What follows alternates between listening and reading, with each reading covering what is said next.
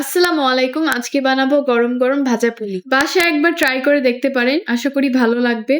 প্রথমে পরিমাণ মতো নারিকেল আর গুড় দিয়ে নারিকেলের হালুয়া বানিয়ে নিব।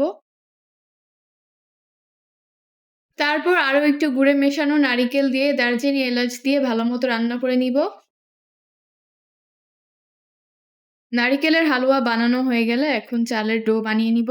চালের গুঁড়ির ডো বানাতে লাগবে পরিমাণ মতো পানি, স্বাদ মতো লবণ, ৪ কাপ চালের গুঁড়ি আর ২ কাপ ময়দা দিয়ে ভালোমতো মিশিয়ে নিব।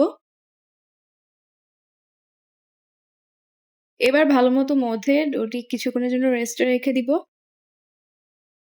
ডোটি রেস্টে রাখা হয়ে গেলে এখন আমি এটা অল্প একটু নিয়ে রুটির মতো বেলে নিব।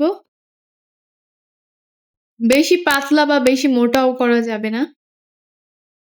তারপর পুরোটি সমান করে মাঝখানে দিয়ে সুন্দর করে ভাঁজ করে নিব। আপনারা চাইলে আপনাদের পছন্দ মতো ডিজাইনও দিয়ে দিতে পারেন।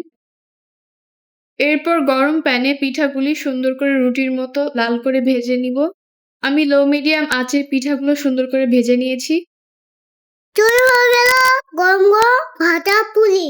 ভিডিওটি ভালো লাগলে অবশ্যই লাইক, শেয়ার এবং কমেন্ট করতে ভুলবেন না।